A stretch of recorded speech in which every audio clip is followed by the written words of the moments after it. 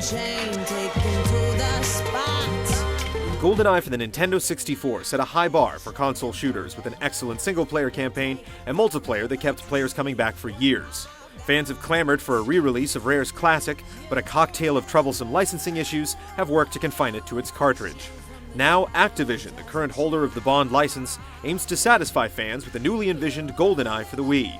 Does it recapture the 64-bit intensity, or prey on nostalgia for an empty cash grab? Good luck, James. MI6 out.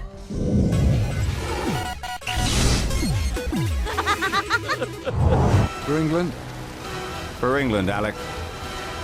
Always for England. What's old is new again, and GoldenEye's tale of a killer satellite has been modernized for a 21st century Bond. Most notably, almost the entire cast has been replaced. Daniel Craig takes Pierce Brosnan's role, and you'll have a hard time recognizing anyone else beyond the voice of James Judi Dench. MI6 to 007. Begin secure transmission. There are numerous set changes as you find yourself heading to Barcelona, Dubai, and Nigeria, and the plot does away with a 9-year jump as the whole game takes place in present day with smartphones, references to climate change, and so on. The Russians claim it's a climate change observation facility with no military purpose. While such a shakeup may seem rather drastic, the plot's main twists and turns are essentially the same, resulting in a story that feels familiar yet fresh. The character interactions help bring Bond to life as he suspiciously eyes a bottle of high-end liquor, and you'll get to participate in more of the cinematic action this time around too.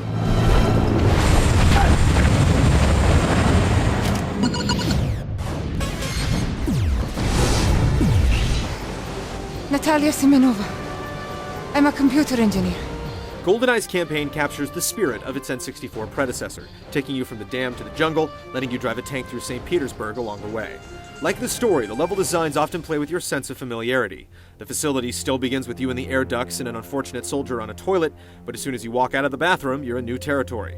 GoldenEye's 14 levels will have you trekking through a snowy military base and escaping a Russian police station, in all, taking about 7 to 8 hours to complete on your first run. We say first run because the campaign is designed to be replayed. The Agent and 007 difficulty settings add extra objectives to each mission. You might need to photograph blueprints in various offices, rescue hostages, or blast helicopters with surface-to-air missiles. Completing a mission without finishing all your objectives will force you to either repeat it or continue on a lower setting. But if you keep an eye out for the beacon on your HUD, it isn't too easy to pass them by. No how, no way.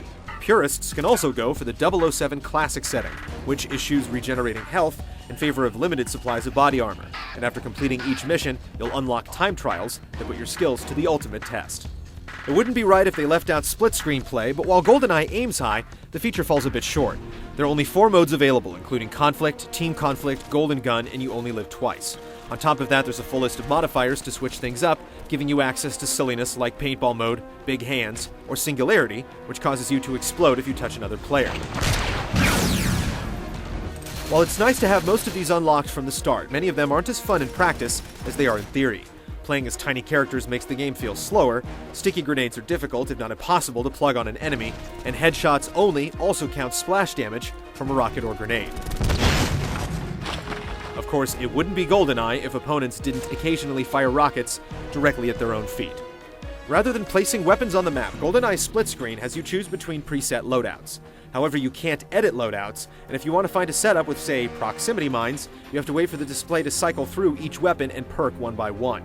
The 10 maps available aren't the best for 4-player matches, and the sluggish performance makes it hard to spawn other players in wide areas. Split screen is definitely a fun diversion, but it isn't strong enough to drive your friends to your door, begging to play another round. With twice as many players and customizable loadouts, the online fares better. However, the choppy visual performance is just as problematic. A standard deathmatch doesn't stray far from Call of Duty, and it has a similar experience system, locking away guns, gear, and perks until you level up. You'll have to get above level 50 before you can freely use the coveted proximity mines. There are 9 gameplay modes in all, including several objective-based team games, Golden Gun, and Heroes, which allows 1 player per team to take on the role of a star, like Bond or Urumov. The signature characters have special weapon sets, added health, and give health boosts to nearby teammates, and players are rewarded with higher scores and XP for taking down these hotshots.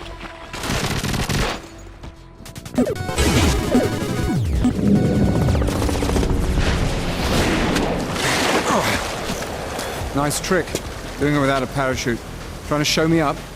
Goldeneye supports all of the Wii's various controllers, including the Classic Pro, the GameCube controller, and even the Zapper.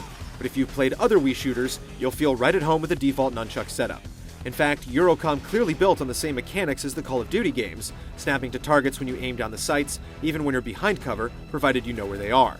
Another nice touch is the ability to lean out from cover simply by twisting the nunchuck. Like the original, gameplay is based around stealth. A silenced pistol is your main weapon, and you'll want to avoid being spotted by guards or cameras as much as possible. If you're a bit off on a headshot, you'll still have a few moments to finish off your target before they call for backup. The levels are often designed with stealthier paths in place, so it always pays to keep your eyes open for nearby ventilation ducts or silent sniper rifles. There are also spots where you can ambush enemies by hacking automated turrets or by dropping a beam from a crane in a construction site. When the action does heat up, Goldeneye still encourages you to stick to cover. Reloading temporarily blurs your vision, and you'll have to reposition as cover gets destroyed. While there are plenty of soldiers placed in pre-scripted positions, the crack troops called in for backup are trained to seek you out and eliminate you. The AI for these soldiers is significantly more brutal, diving for cover when you take aim, tossing grenades to flush you out, and repositioning to take you from behind. One busy kitchen scene will likely take you a few attempts, as there's limited visibility and lots of room for soldiers to get the jump on you. Breaking up the standard gunplay are moments which put you directly in Bond's shoes outside of combat. You'll use a facial recognition app to search for a contact in a dark nightclub and answer calls from MI6 by putting the Wii remote up to your ear. Bond, you can use the face recognition app on your smartphone to locate Sergeant Garcia. There are also some simple QuickTime events during cinematic moments as you interrogate a scientist or fight your way onto a moving plane.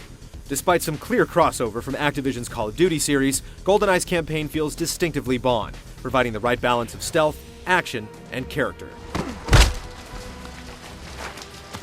Nice work, James. Just like old times.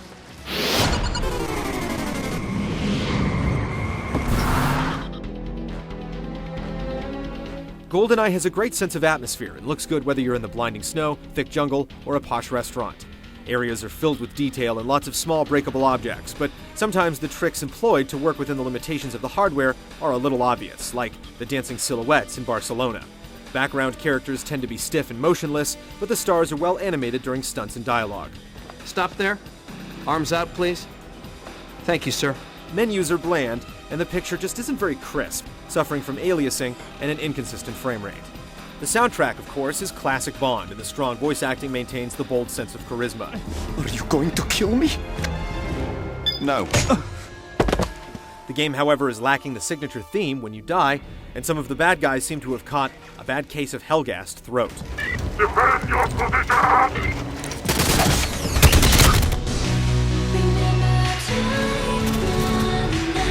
GoldenEye 007 has a surprisingly impressive single-player campaign that remains true to its roots despite deliberately rewriting the script. The multiplayer doesn't break any barriers, and it's weighed down by performance issues, but it's still fun for a few rounds in the living room or online. It's been a real pleasure. Enjoy the rest of your evening.